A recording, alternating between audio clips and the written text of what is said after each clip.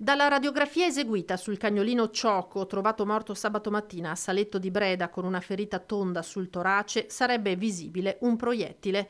Stando a questa indiscrezione si confermerebbe la prima ipotesi, già avanzata dai testimoni e dalle forze dell'ordine intervenute sul posto, polizia locale e carabinieri, quella secondo cui il cagnolino è stato ucciso a sangue freddo. L'esame sull'animale è stato affidato al servizio veterinario dell'ULSS 2, essendoci un'indagine in corso da parte della procura.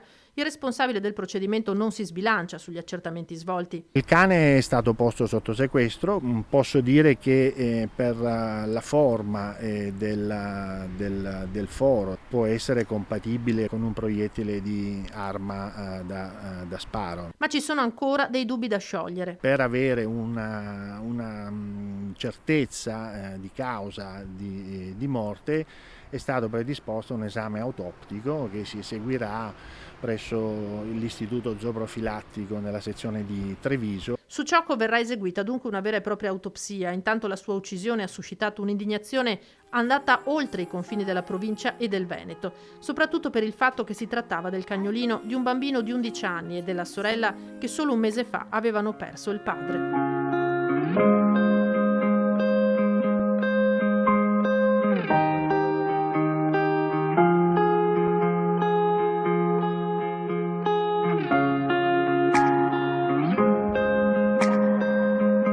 L'episodio è stato condannato pubblicamente dal presidente del Veneto Luca Zaia con un post sui social. Zaia parla di gesto inqualificabile, incivile, vergognoso.